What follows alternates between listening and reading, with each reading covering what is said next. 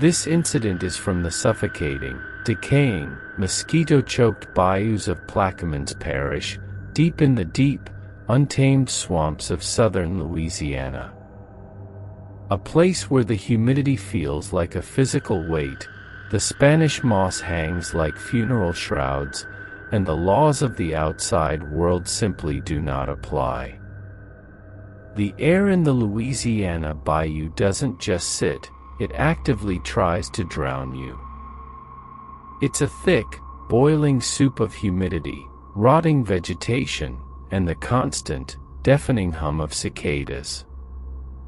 When you live out here, miles past the very last paved road in Plaquemines Parish, you learn very quickly that the swamp is not a place. It's a living, breathing thing. And if you take too much from it, it will eventually drag you down into the dark water to balance the scales. I knew the rules. My daddy taught them to me before he drank himself into an early grave, and his daddy taught them to him.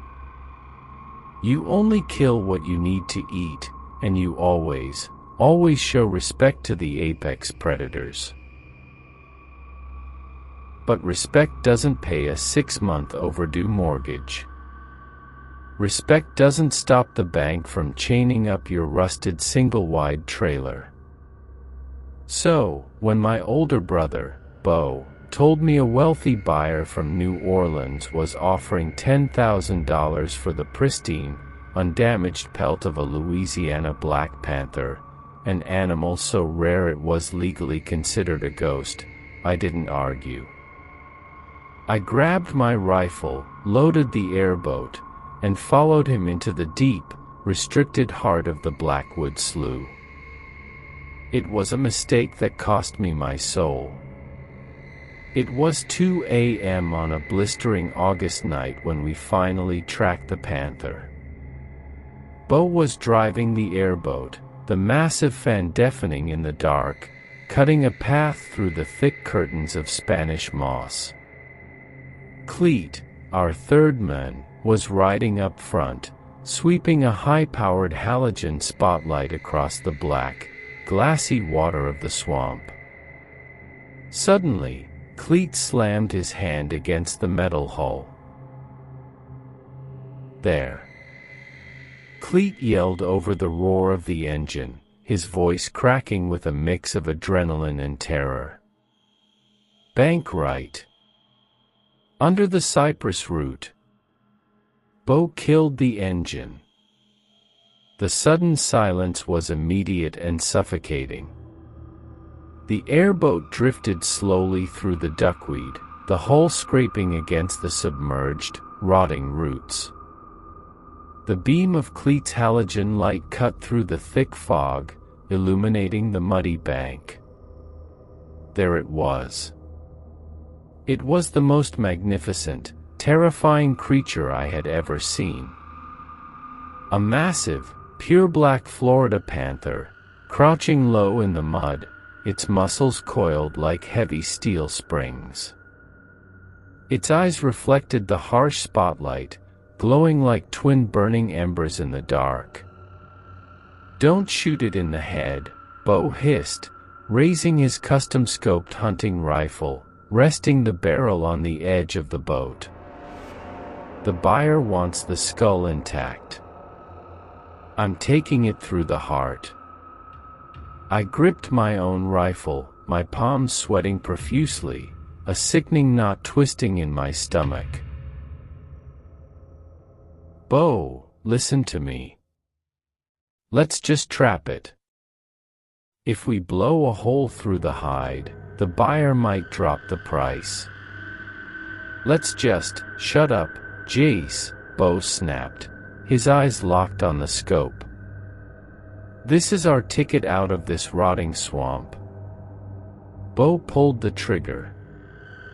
The deafening crack of the high-powered rifle echoed through the slough like a cannon shot, sending hundreds of panicked egrets screaming into the night sky. The massive panther roared, a horrifying, guttural sound of pure agony. It didn't drop. The bullet had hit it in the shoulder. The beast thrashed violently in the thick mud, snapping its jaws at the air, trying to drag its bleeding body back into the safety of the deep brush. "You missed the heart, you idiot." Cleet panicked, shining the light wildly as the cat moved. "It's gonna get to the water. It ain't going nowhere." Bo yelled, racking another round into the chamber. Bo fired 3 more times in rapid succession. The heavy caliber bullets tore into the magnificent animal, completely destroying the pristine pelt he had been so desperate to save. The panther finally collapsed into the shallow, muddy water, its blood blooming like thick black ink in the beam of the spotlight. We waded into the waist-deep, freezing water to drag the carcass onto the boat. The metallic scent of blood was overwhelming, mixing with the smell of rotting sulfur. As I grabbed the panther's heavy, limp paw, a sudden, violent shiver racked my entire body. It wasn't the cold water. It was an immediate, crushing sense of absolute, primal dread. The swamp around us had gone completely, deathly silent. The cicadas had stopped. The bullfrogs had stopped. It was as if the entire bayou was holding its breath. "Bo," Cleet whispered, looking nervously over his shoulder into the pitch-black tree line. "We need to get the hell out of here. Right now. You shredded the hide. The buyer ain't gonna take it. We killed it for nothing. We'll cut the head off," Bo spat, breathing heavily, his eyes wide with manic, greedy energy. "We'll sell the skull on the black market. Just help me heave it up." We dragged the heavy, bleeding carcass onto the metal deck of the airboat. We threw a heavy green tarp over it to hide it from the helicopters of the state wildlife wardens. As we fired up the engine and began the long, dark ride back to our hidden dock, none of us noticed that Cleet was quietly weeping in the front of the boat, clutching a small, wooden crucifix around his neck. He knew what we had done. He knew that in the deep bayou, you do not desecrate the kings of the swamp without paying a tithe in blood. The nightmare started exactly 24 hours later. We had dragged the panther's carcass into a rusted, abandoned tin roof slaughter shed behind Bo's trailer to let it bleed out. We agreed to come back the next night to process the skull and bury the rest of the evidence deep in the mud. But when Bo and I arrived at the shed the following evening, the heavy padlock on the corrugated tin door had been completely torn off. Not cut. Torn off. The thick steel ring was warped and bent outward, as if something with impossible physical strength had simply ripped it from the frame. Bo cursed, pulling his sidearm. "I swear to God, if Cleet came back here and tried to steal that skull to sell it himself, I'll drown him." Bo kicked the heavy tin door open. The smell hit us like a physical blow. It wasn't the smell of a dead animal. It was the overpowering, sickening stench of a slaughterhouse that hadn't been cleaned in a decade. I clicked on my flashlight and swept the beam into the dark, sweltering shed. My stomach violently heaved. I stumbled backward, dropping to my knees in the dirt, vomiting the meager dinner I had eaten hours ago. The panther's carcass was gone. But it hadn't been stolen. It had been consumed. The massive, 300-pound animal had been completely, violently torn to pieces. Splintered bones, shredded hide, and thick pools of congealed blood covered the dirt floor. But there were no knife marks. There were no clean cuts from a skinning blade. The flesh had been ripped from the bones by jagged teeth and massive, tearing claws. And sitting dead center in the middle of the bloody massacre was Cleet's wooden crucifix, snapped perfectly in half. What the hell did this? Bo stammered, his bravado completely evaporating, his gun shaking in his hand. A gator. A bear. A bear didn't rip a steel padlock off a door, Bo, I gasped, wiping the sick from my mouth, absolute terror paralyzing my legs. And a gator didn't leave human footprints. I pointed my flashlight at the thick, muddy dirt near the entrance of the shed. There were two massive, barefoot human prints pressed deep into the mud. But the toes were elongated, the nails digging into the earth like sharp, jagged hooks. Before Bo could speak, the shrill, blaring sound of police sirens shattered the quiet night. Red and blue lights aggressively cut through the Spanish moss, reflecting off the rusted siding of the trailer. Two massive state wildlife warden trucks slammed into the muddy driveway, blocking us in.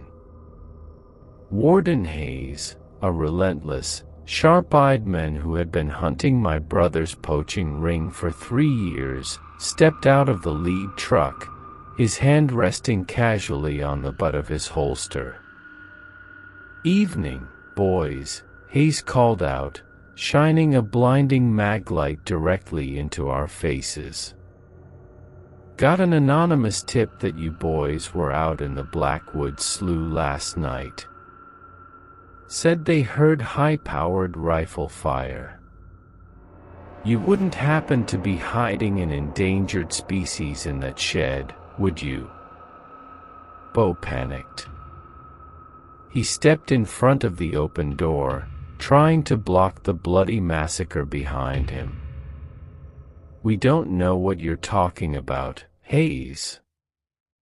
We ain't been on the water in a week." Hayes didn't smile. He walked slowly toward us, his boots squelching in the mud. "Then you won't mind stepping aside and letting me look inside that shed, Bo?" I was hyperventilating. If Hayes saw the slaughtered remains of the panther, we were going to federal prison for a decade. But as Hayes reached out to shove Bo aside, a sound echoed from the deep, pitch-black tree line of the swamp behind the trailer. It was a wet, heavy, guttural sound. Like a man trying to scream through a throat full of thick mud. Hayes froze. He slowly turned his flashlight away from us and aimed it into the dense, suffocating brush of the bayou. "Who's out there?" Hayes barked, unholstering his weapon. "Wildlife warden. Step out of the brush with your hands empty." The brush rustled violently. The tall swamp grass parted. A figure stepped out of the darkness and into the harsh glare of the police lights. It was Cleet. But it wasn't the Cleet I had known my entire life. He was completely naked, his pale skin coated in thick, black swamp mud and dark, drying blood. He was hunched over, his spine curved at an impossible, sickening angle. His arms hung low, his fingers twitching rhythmically. But his face, dear God, his face! His jaw was slack, hanging open to reveal his teeth, which were completely stained crimson. A thick, viscous drool poured from his lips. His eyes were wide, unblinking, and entirely black, reflecting the flashing red and blue lights of the police cruisers. "Cleet," I whispered, my voice trembling with a terror so deep it felt like ice in my veins. "Cleet, what happened to you? Where are your clothes?" Cleet didn't look at me. He looked directly at Warden Hayes. He tilted his head to the side, his neck popping loudly in the silent night. And then, Cleet opened his bloody mouth, and let out a deafening, bone-rattling roar that sounded exactly like the massive Florida Panther we had murdered the night before.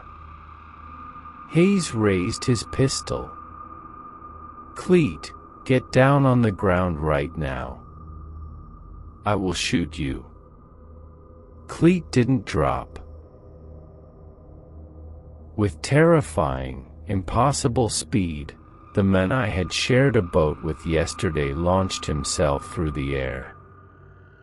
He didn't run like a human. He leaped like an apex predator. He slammed into Warden Hayes, tackling the large man into the deep mud with crushing force. Hayes screamed, his gun firing wildly into the night sky. Bang! Bang! "Get him off me!"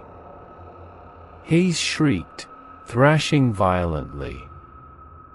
Bo and I stood completely paralyzed in the flashing lights, watching in absolute, mind-shattering horror as Cleet pinned the armed officer to the ground, unhinged his jaw, and buried his blood-stained teeth directly into the warden's throat. The bayou had demanded a tithe for the blood we spilled. And the entity of the swamp had chosen my friend as its vessel to collect it. The sound of a human throat tearing is not something you can ever scrub out of your brain. It doesn't sound like the movies. It sounds thick, wet, and heavy, like thick canvas being ripped apart underwater. Warden Hayes didn't even have the breath left to scream. The flashing red and blue lights of his idling cruiser cast strobe-like, chaotic shadows across the muddy yard as Cleet's jaw clamped down on the officer's neck. A fountain of arterial spray hit the side of the police truck, slicking the white paint in a coat of hot, shining crimson. "Get off him!" Bo finally shrieked, the paralysis of terror breaking as pure survival instinct kicked in. Bo raised his .45 caliber sidearm and fired point-blank into Cleet's back. Bang! Bang! The heavy slugs hit Cleet squarely between the shoulder blades. The impact should have blown his chest cavity wide open. But Cleet didn't fall. He didn't even bleed red. A thick, black, tar-like substance oozed from the bullet holes in his pale, mud-caked skin. Cleet slowly lifted his head from Hayes's ruined throat. His jaw was completely unhinged, coated in the warden's blood. He slowly turned his neck to look at my brother. The eyes staring back at us weren't human anymore. They were the burning, ember-orange eyes of the apex predator we had slaughtered the night before. The swamp had taken our friend, hollowed out his soul, and filled the empty vessel with ancient, starving vengeance. It was the Rougarou, the cannibal spirit of the bayou. And it was wearing Cleet's skin. Cleet let out a low, vibrating growl that rattled the fillings in my teeth. Then, with terrifying, casual strength, he grabbed Warden Hayes by the tactical vest with one hand. He dragged the heavy, convulsing man backward through the thick mud, moving with the terrifying speed of a striking cottonmouth, and vanished into the pitch-black wall of the swamp grass. The silence that slammed down on us was absolute. The only sound was the crackle of the police radio echoing from the open door of Hayes's abandoned truck. Unit 4, this is dispatch. Do you copy, Warden Hayes? Inside. Get inside the trailer. I screamed, grabbing Bo by the collar of his shirt and violently hurling him toward the rusted steps of our single-wide. We practically fell through the front door, slamming the flimsy aluminum shut behind us. I threw the deadbolt, chained the lock, and backed away, my chest heaving, my lungs burning as if I had inhaled pure swamp water. The interior of the trailer was like an oven. The air conditioning had been broken for months, and the stagnant, boiling Louisiana humidity was suffocating. I collapsed against the cheap linoleum counter, pulling my knees to my chest, my mind completely fracturing under the weight of what I had just witnessed. He took those bullets, Bo hyperventilated, pacing the narrow hallway like a caged animal, his eyes wide with a manic, shattered disbelief. I shot him through the spine, Jace. He just looked at me. What the hell is out there? It's the Rougarou, Bo, I choked out, tears of sheer panic stinging my eyes. Daddy warned us. Cleet warned us. When we hauled that panther onto the deck, Cleet was the one who pulled it up by the neck. He got its blood all over his bare hands. The swamp cursed him. It took the weakest one of us first. Shut up, Bo roared, slamming his fist against the thin veneer of the wall. There ain't no ghost stories out here. Cleet went crazy. He got rabies, or swamp fever, or he's high on bath salts. He tore a man's throat out with his teeth. I yelled back, pushing myself off the floor. He ripped a steel padlock off the shed. We killed a sacred animal for a paycheck, and now the bayou is coming to collect the debt. Bo didn't answer. He lunged toward the kitchen table, frantically grabbing the heavy, blood-stained canvas bag sitting in the center of the room. It was the panther's severed head. The only part of the animal Cleet hadn't consumed in the shed. I'm not dying in this swamp, Bo muttered, his greed completely blinding his survival instincts. We take the skull. We get to the airboat. We drive straight to New Orleans, sell this thing for 10 grand, and we disappear. You want to go back out there? I grabbed his arm, digging my nails into his skin. Are you insane? That thing is waiting for us in the dark. Before Bo could shove me away, a sound echoed through the sweltering trailer that froze the blood in my veins. Thump. Thump. Thump. It was coming from the roof. Something massive, heavy, and wet was slowly crawling across the corrugated tin ceiling directly above our heads.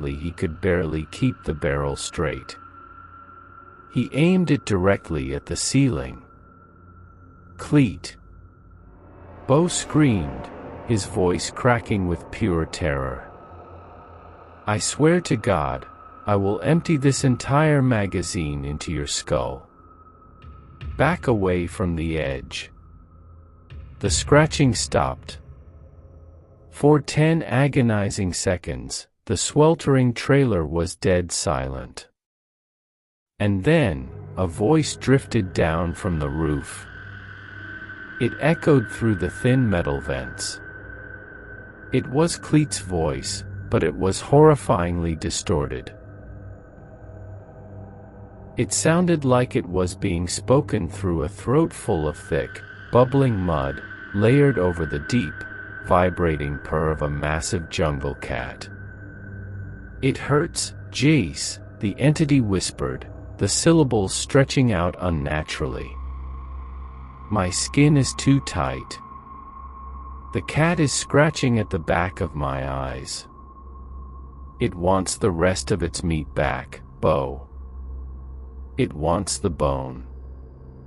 Go to hell." Beau shrieked, pulling the trigger. Bang. Bang. Bang. Beau emptied half his magazine directly into the ceiling. The deafening blasts in the confined space of the trailer blew my eardrums out. Chunks of insulation and shredded tin rained down on us. He didn't hit it. The entity on the roof didn't scream. It didn't flee. Instead, the entire trailer violently lurched. The rusted cinder blocks supporting the single wide groaned as the Rougarou shifted its massive weight.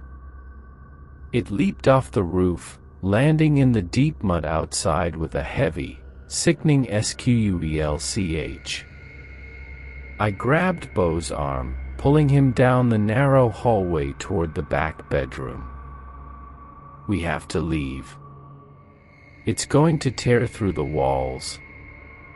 "The airboat is docked 50 yards out back," Beau gasped, reloading his weapon with trembling, bloody fingers. "We run fast, we don't look back. You get the engine primed, I'll cover the rear." He shoved the heavy canvas bag containing the panther's skull into my chest. "Hold on to this. It's our only way out of debt." I didn't care about the money anymore. I just wanted to survive. We moved to the back door of the trailer, the one leading out to the small wooden dock over the slough. I wrapped my hand around the brass doorknob. The metal was ice cold, despite the boiling Louisiana heat. "On 3, I whispered, my heart hammering against my ribs so hard I thought they would crack. 1, 2, 3. I threw the back door open. The suffocating humidity of the swamp washed over us. The night was pitch black, illuminated only by the faint, distant flashes of the police lights reflecting off the Spanish moss. The crickets were dead silent. We sprinted down the rotting wooden stairs and hit the mud, running desperately toward the hidden dock where our fan boat was tied up. The mud sucked at our boots, dragging us down, making every step feel like we were running through wet concrete. We were 20 yards from the dock. 15 yards. I could see the sleek metal hull of the boat waiting in the reeds. Suddenly, the tall swamp grass to our right violently exploded.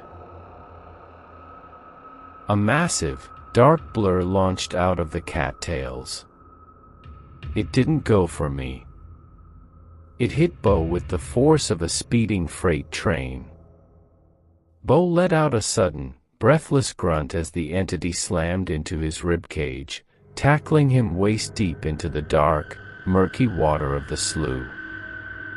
His gun flew out of his hand, sinking instantly into the black mud.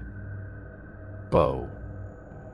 I screamed, skidding to a halt, the heavy canvas bag slung over my shoulder. I turned back. The water was violently churning.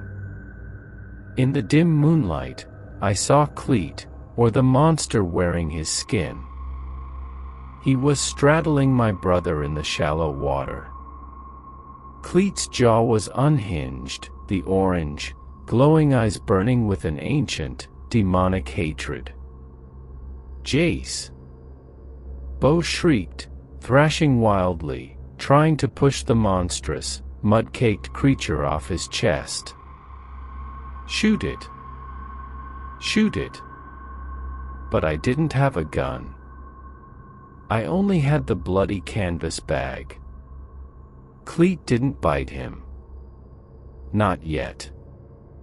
He raised one of his hands. The fingernails had grown, calcified, and sharpened into thick, jagged claws.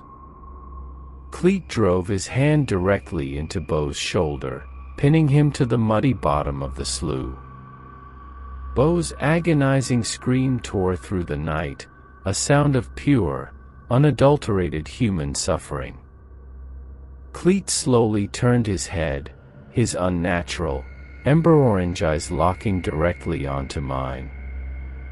"The blood for the blood," the entity hissed, the voice vibrating across the surface of the black water. "Leave the skull, Jace. Leave the bone in the mud, or I will eat his heart while it is still beating." I stood paralyzed on the bank. I looked at the canvas bag in my hands. The $10,000. The only thing that could save my family from absolute ruin. Then I looked at my older brother, drowning in the mud, screaming for his life as a cannibalistic swamp spirit prepared to tear his chest open. I had a choice to make. And the bayou does not forgive the greedy. $10,000. In the suffocating, pitch-black heat of the Louisiana bayou, that kind of money has a physical weight to it. It felt like an anvil in my hands. It was the mortgage. It was groceries for a year. It was a one-way ticket out of Plaquemines Parish and away from the rotting stench of the swamp forever.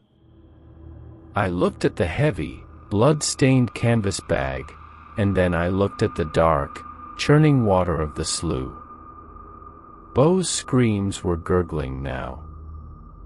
He was thrashing violently, his hands desperately clawing at the thick, calcified forearms of the monster pinning him beneath the surface. The creature that used to be our friend Cleet leaned forward, its unhinged jaw hovering inches from my brother's face. The thick, black drool dripping from its teeth sizzled as it hit the murky water.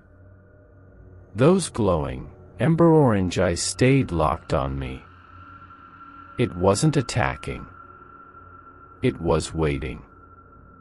The swamp is an ancient, living ledger, and it was demanding that the scales be balanced.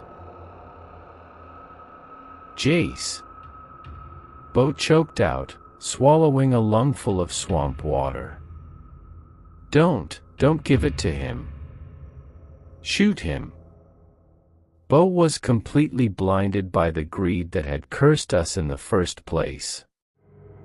He was seconds away from having his chest cavity ripped open, and he still cared more about the panther's skull than his own life. But I didn't. I raised the heavy canvas bag above my head. The entity wearing Cleet's skin let out a low, rumbling purr that vibrated through the mud beneath my boots. Take it. I screamed, my voice tearing my throat raw. Take it and let him go. The debt is paid. I hurled the bag as far as I could into the deep water of the slough. It hit the surface with a heavy, hollow splash, immediately sinking into the impenetrable black muck of the bayou. The reaction was instantaneous. The Rougarou released its crushing grip on my brother's shoulder. It didn't swim after the bag. It simply stood up in the waist-deep water, its twisted, elongated spine popping loudly in the silent night. The glowing orange eyes faded into the darkness, blending with the shadows of the Spanish moss. It took one step backward, dissolving into the thick curtain of the cattails like smoke. The swamp had accepted the trade. The sacred bone had been returned to the mud.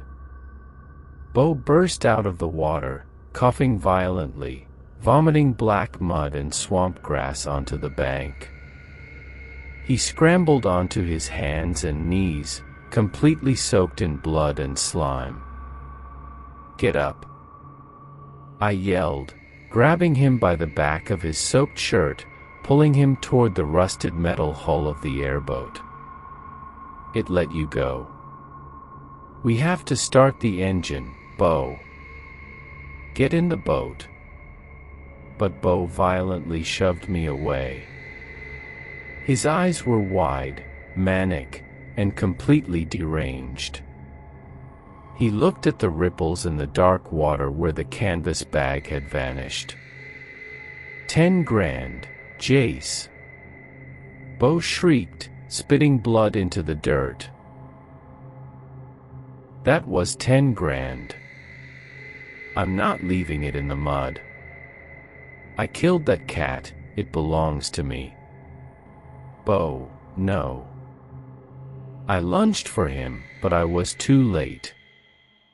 Bo dove back into the pitch-black water of the slough, frantically feeling around in the thick, rotting duckweed for the sunken bag.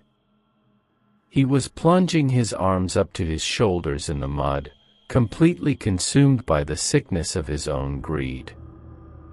He had broken the truce. He had disrespected the tithe. The suffocating silence of the bayou instantly shattered. From the dense, impenetrable brush on the opposite bank, a terrifying, deafening roar erupted. It was the sound of a massive Florida panther mixed with the agonizing shriek of a dying man. The cattails violently parted. The Rougarou launched itself from the bank, flying across the narrow slough with the impossible, terrifying speed of an apex predator. It didn't tackle Bo this time. It crashed down onto him from above like a falling anvil. Bo didn't even have time to scream. The sheer kinetic force of the impact drove him face-first into the muddy bottom of the swamp. The water violently erupted in a chaotic frenzy of thrashing limbs and splashing mud. I froze in absolute, mind-shattering horror. In the dim, strobing light from the police cruisers still spinning in our front yard, I saw the monster rise from the water. It was holding my brother by the throat. Bo's legs kicked weakly in the air. The entity unhinged its jaw, the sickening sound of cracking bone echoing across the water. It didn't look at me. It didn't offer another trade. It simply clamped its razor-sharp teeth directly onto the side of Beau's neck and violently tore its head backward.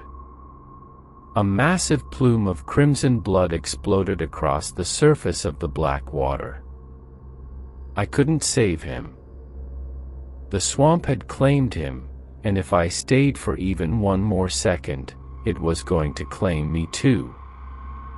I spun around, my boots slipping and sliding in the thick mud, and threw myself over the metal railing of the airboat. I scrambled into the driver's seat, my hand shaking so violently I could barely grip the ignition keys. Chug. Chug. Whine. The massive fan engine sputtered, choking on the humid air. Come on. I sobbed, frantically pumping the throttle, tears streaming down my face. Please, God, please. Behind me, in the water, the sickening, wet sounds of tearing flesh and snapping bones echoed through the dark. The monster was feeding. I turned the key one more time, slamming my foot down on the gas. With a deafening, roaring explosion, the massive V8 engine of the airboat roared to life. The giant fan blades spun into a blur, instantly blowing a hurricane of wind and water across the bank. I didn't turn the headlights on. I didn't want to see what was left of my brother in the water. I slammed the throttle forward, and the flat-bottomed boat violently lurched over the mudbank, skimming out into the deep, winding labyrinth of the Blackwood Slough. I drove blindly into the pitch-black swamp, the roaring engine deafening my ears, the freezing wind whipping tears from my face. I drove for 2 hours, navigating purely by memory and moonlight, until the water finally widened and I hit the main channel of the Mississippi River. I never went back to Plaquemines Parish. The state police found Warden Hayes's mutilated body the next morning in the front yard of the trailer. They launched a massive manhunt for Beau and me, assuming we had murdered the officer and fled into the bayou. They dredged the slough behind the trailer for 3 straight days. They never found the heavy canvas bag with the panther's skull. And they never found Cleet. But they did find Beau. Or, at least, they found pieces of him. His fractured ribcage and spine were discovered half buried in the mud, completely stripped of meat, with massive, jagged teeth marks scarred deep into the bone. The official police report claimed it was a rogue alligator attack. An unusually aggressive, massive bull gator that had pulled him under. I let them believe it. I am currently living under a fake name in a small, dusty town in West Texas, 2,000 miles away from the nearest drop of swamp water. I work construction, I keep my head down, and I never, ever talk about Louisiana. But every time it rains, and the air gets thick and heavy with humidity, I lock my doors. I pull the blinds tight. And I sit in the dark, listening. Because I know the truth about the deep bayou. I know that the swamp is a living, breathing ledger. And out there, in the suffocating heat of the Blackwood Slough, a monster with glowing orange eyes and my best friend's face is still waiting in the dark.